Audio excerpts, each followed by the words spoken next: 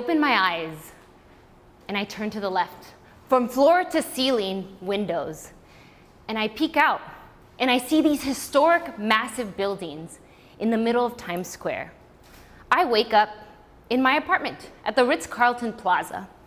I take one more cuddle in my Egyptian sheets before I pop out of bed, because today is my first day of work as an investor for a venture capital fund.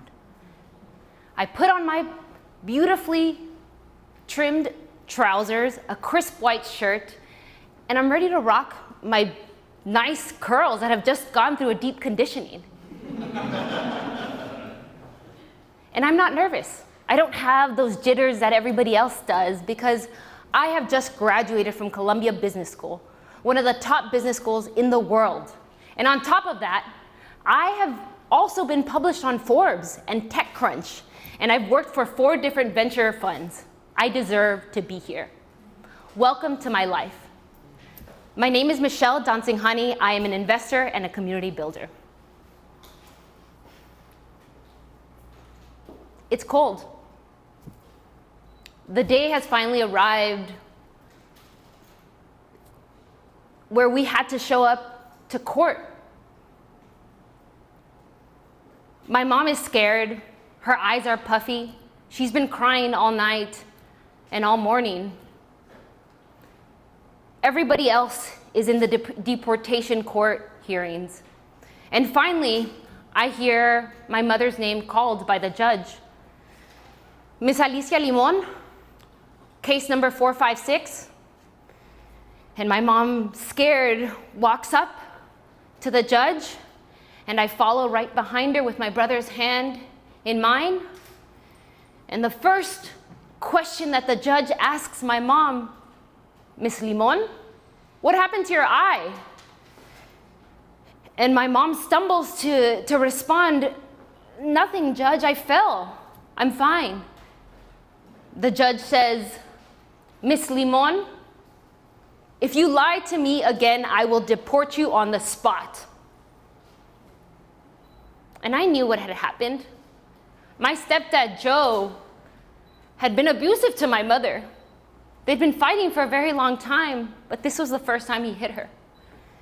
And in that moment, my mom mustered all of her courage and bravery and told the judge, my husband has been hitting me for a very long time, and I'm okay. I just want to stay here. I want my children to have an opportunity for an American life, an education, the American dream. And in that moment, the kind judge said, Miss Limon, you are safe. The Violence Against Women's Act, VAWA, just recently signed by Senator Biden, now allows you the opportunity to stay in this country. And it was an opportunity that my mom did everything with. She started a construction company and a mortgage company. She worked hard. She created jobs in a community that's very low income. And for the first time in our life, we had a little bit of financial security. We had a home. We had money in our savings account. And then all of a sudden, 2008 hits, and the Great Recession hits the country and the world. And my mom, going from a little bit of security, loses everything. And a couple of years later, my young sister, at the age of 12, walking home from the park, crossing the street, gets hit by a car. Her femur snaps in half. And sure, her bone healed, it was fine. But not having health insurance, she had so much trauma and continuing pain. And so what she did was she self-medicated. Because what else do you do? And that self-medication turned into addiction. Addiction that many people in this country deeply understand.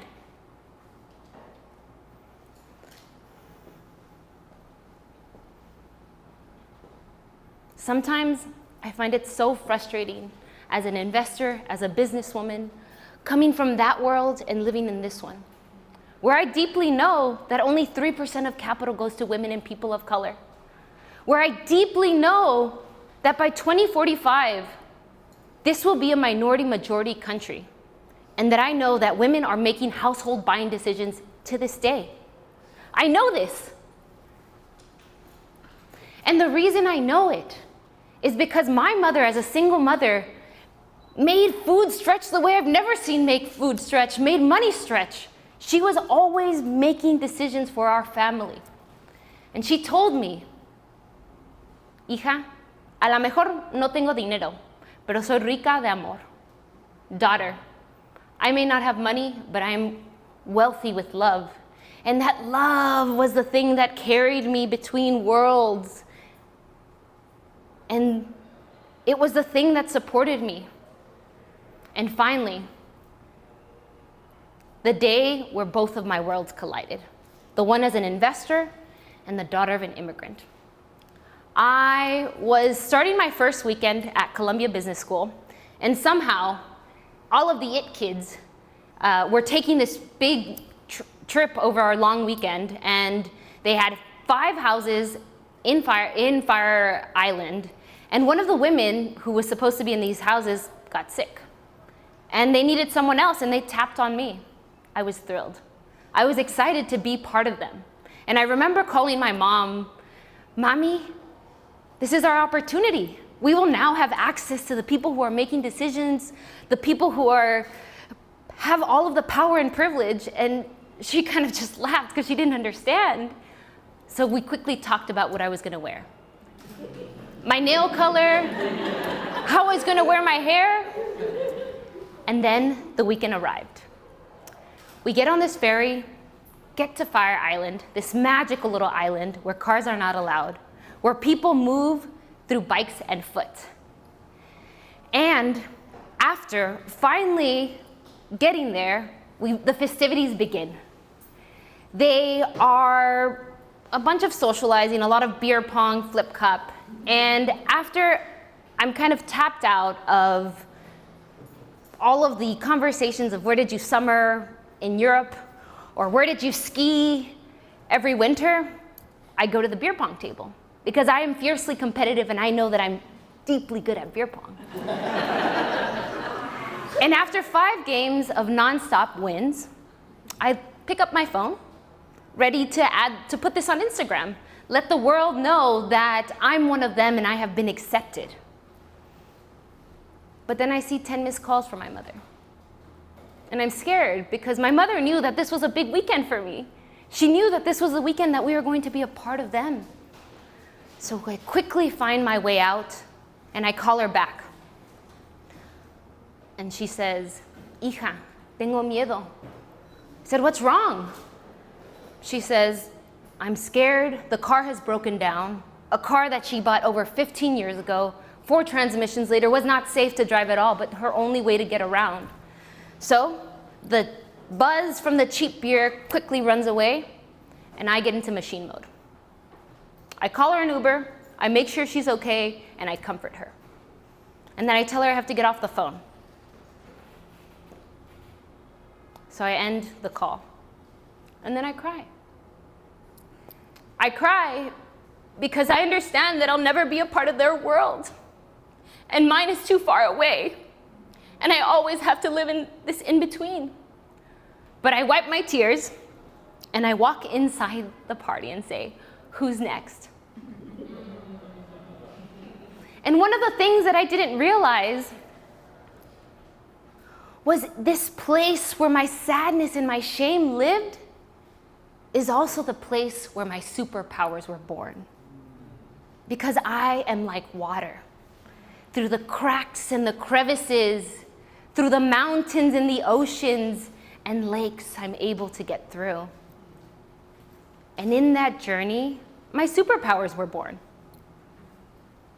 As a translator, being able to translate legal documents at the age of 8, understanding that 85% of the world does not speak English, translating for Carolina and Señor Rob that live and work in my work building, translating investment opportunities in emerging countries and regions like Latin America, where business to business payroll is still done in cash, or accounting is done on paper.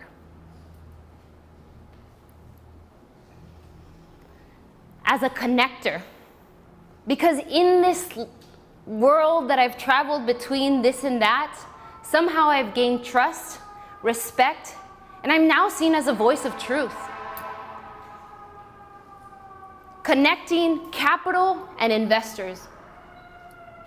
One of my dear friends, Nate Sofio, a fellow Latino entrepreneur, who started a company called Portable, a digital identity wallet, and started this company because of his experience growing up in a deeply immigrant community, understanding how people were afraid, not having the physical documentation to prove their identity. Or being a connector between venture capital funds and incredibly diverse talent, because they understand that sitting around the table, around people that are homogenous, is no longer serving them. They are missing on incredible investment opportunities. Or as a builder, from my experience, I began to understand that this world and that world do not work.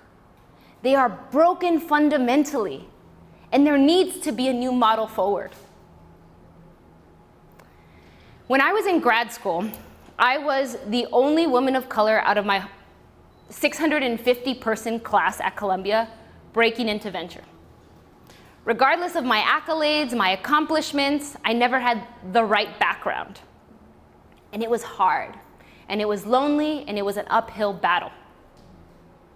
And I remember texting one of my good friends, Tik Chapa, who's a fellow Latino investor, and he said, "Michelle, there are more of us. We just have to look up." And so from that, I built a community called VC Unleashed, a community of Black, Latinx, Indigenous people of color. And with my co-founder, Tanvi Lal, have grown the community to 350 people around the world.